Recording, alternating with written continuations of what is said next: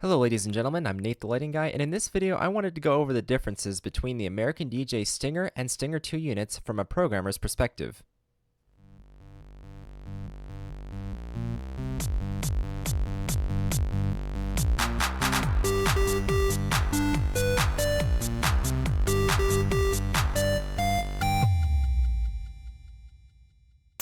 I'm not going to go over these like a review because this is a comparison video, although you can find many other review videos on these units, and if you need more details, the American DJ website would be a good place to go.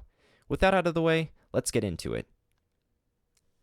First off, the swarm effect. This effect is exactly the same across both versions of the units. American DJ site states that for one of the colors, the Stinger has yellow, and the Stinger 2 has amber.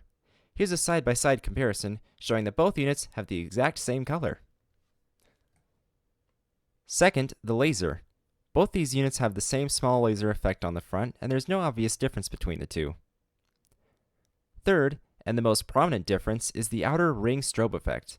Stinger has an 8-count LED ring consisting of white LEDs. Stinger 2 has the same ring, except for it's made of 8 UV LEDs instead of white. The way to control these have also changed. Now let's get into the DMX traits of these units. If you're like me and want to DMX your Stinger units, I believe you'll find this section of video helpful. I've compared the DMX traits between the Stinger and Stinger 2 units, and here's what I found.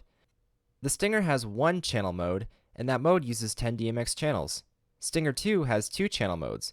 The first mode uses 2 channels, and the second uses 9 channels.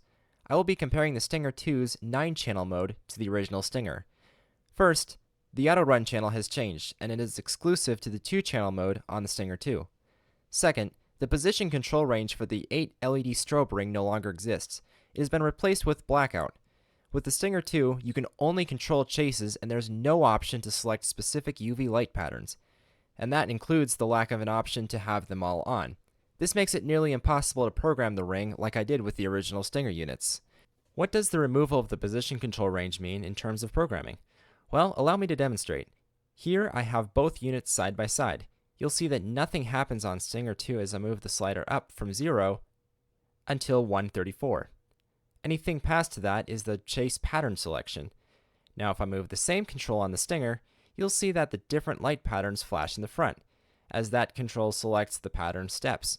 This functionality is completely removed from the Stinger 2. Those are the differences I could find DMX-wise. My final thoughts on the Stinger 2 units from the programmer's perspective. I don't agree with the change from white to UV LEDs. I believe the white LEDs are better suited for the type of effect American DJ was going for with this unit. I understand why American DJ reduced the control over the strobe ring, but there's not even an option to have them just all on. Ideally, the controls of the outer ring should be all on, all off, dimming, and strobe. That would be the most practical programming solution. On the other hand, it would be more ideal if the white LEDs were never swapped in the first place. What are your thoughts on the American DJ's second Stinger? Leave a comment below and let me know. That's all I have for this one. Until next time, I'm Nate the Lighting Guy, and thanks for watching.